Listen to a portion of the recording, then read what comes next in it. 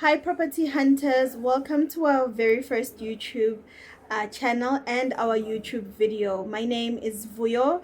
My surname is Honey, and I will be creating a space for you where you can find out all the property tips that you need when you're buying your first property or when you're doing your investments in property. This is the channel that you need to be on.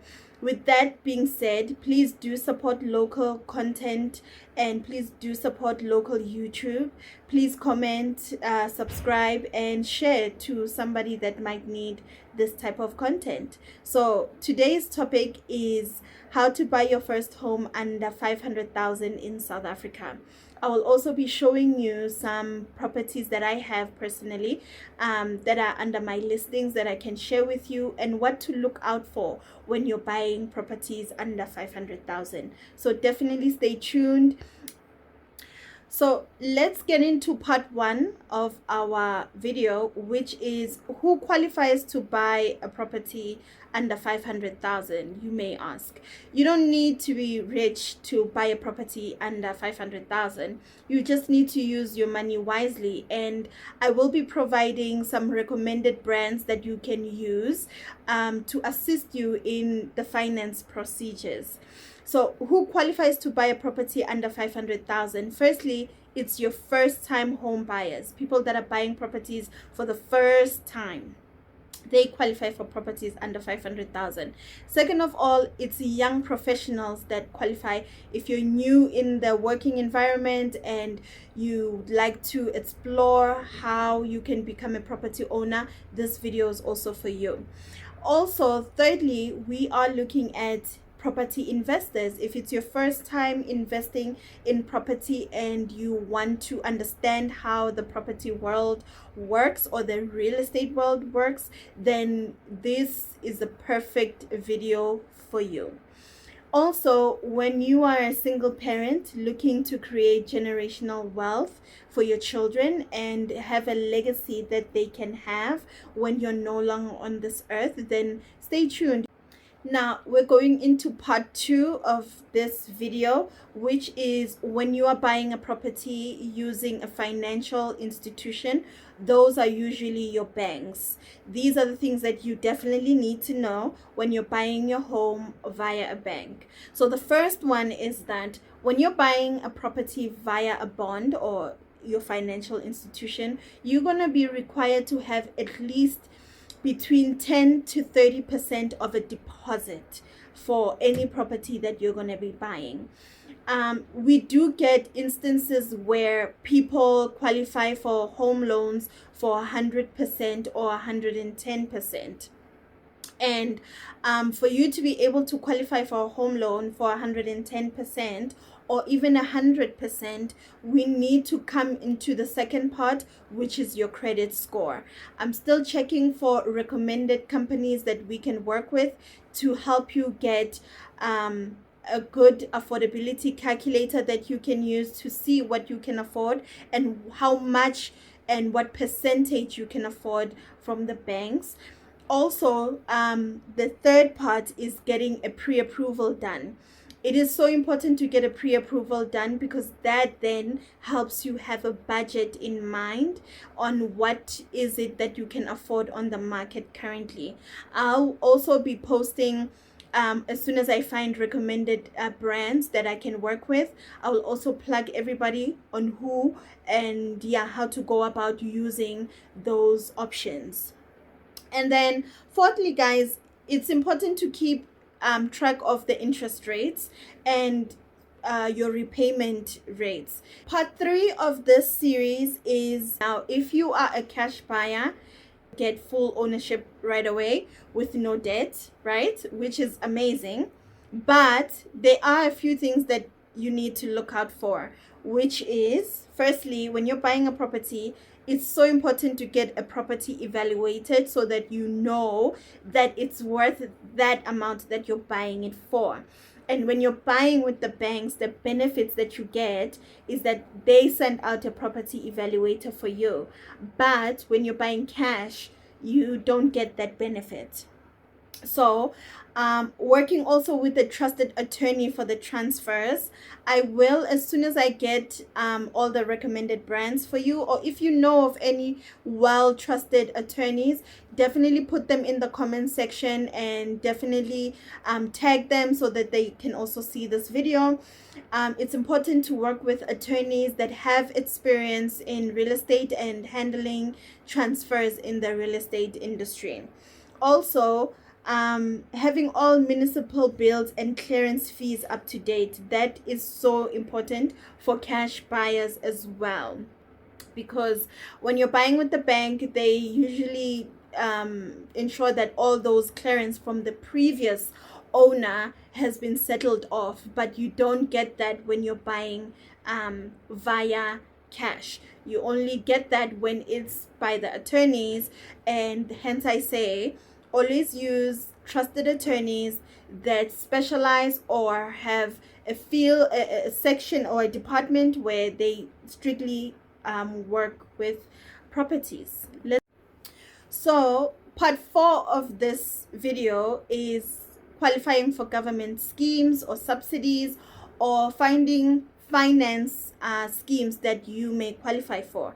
Now the good news is that if you're earning between 3,501 rand to all the way to 22,000 rand, then FLIPS, this is the finance linked individual subsidy program that can give you a once-off subsidy of up to 130,000 rand plus or minus for being a first-time homeowner. This money is coming directly from the government, and you don't have to pay this money back. Now, FLIPS, or the subsidy from the government, only qualifies when you have done a bond and you have received a full pre-approval or an approved bond from the banks. Then or if you're looking for a building loan, then you qualify for a FLIPS. I will also try and put or feature a consultant that can give full details on the FLIPS grant, but if you need more explanation, please do comment on the comment section so I can do a separate video explaining everything about FLIPS. Affordable housing projects. Some developers build homes priced for low to middle income buyers, which is so true. We do have a few properties that will be listed in the upcoming months. We are opening an open house, an open show house in Middleburg for some properties between 400,000 all the way to 800,000. So they do have that. Also, if you'd like to schedule a viewing for those properties, please do check my number and contact details in the description below so we can organize a viewing for you if you're open to buying a property that has all like your building packages and things like that. So do shout out for me. So part 5 of this video is all the hidden costs and what you should expect. Even at 500,000, there are some hidden costs that can surprise you, and I'm about to break them down. The first one is your bond registration and your transfer fees. These ones for under 500,000 can cost more or less between 10 to 20,000 rand. The second type of fees that you should expect are your attorney fees. Transfer fees and attorney fees are not the same, guys. So that's what you can expect as well. For attorneys watching this, please do maybe put on your fee structure on the comment section. I think that would be amazing for people watching this. The third type of expense you should look out for are your rates clearance certificate from municipality. Those are also something that you need to look out for. Also, what you need to look out for are property evaluators and inspections, more especially if you're buying cash. Remember, you don't get the luxury of getting a property evaluator to come evaluate the property for you. So that is a cost that you need to pay from your pocket. Moving on, municipal deposits for electricity and water. For any property under 500,000, for all properties, in fact, you need to register at the municipal, and that can cost more or less between 2,500, just above or just below, to register yourself as the new owner of the property.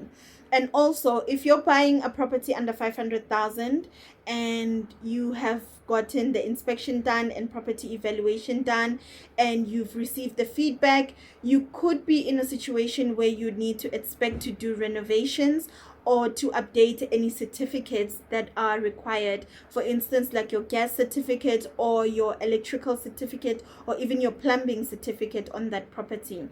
So definitely look out for that when you're buying your first property under 500,000. Let's move to part 6.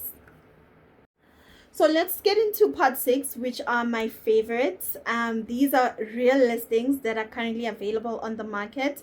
And if you're looking to shop around, then this is my favorite part. And I hope this will also be your favorite part too. So let me show you 4 real examples of what's currently in the market in Witbank under 500,000. Okay. So property number 1 is 110,000 Rand. This property is at Mpumalelweni, and this is a stand. This is an incomplete building that has a lot of building potential. It's located in a developing area with enough space to build your starter home. Perfect if you want to grow over time or build rental units later. If you want to know how to finance building from scratch, then this is the perfect video for you. I can do a breakdown cost. I can do that. Just comment on the comment section for me to do that. And property number 2 is a property for 380,000 Rand. This property is an apartment. It's a 2-bedroom, 1-bathroom apartment. This one, guys, is ideal for young professionals or small families, but it's also great for investors as well because it is close to all amenities. It's close to schools. It's just a perfect investment or a starter home. And then let's move on to property number 3. This property is actually the one that's my most favorite property. This one is 377,000.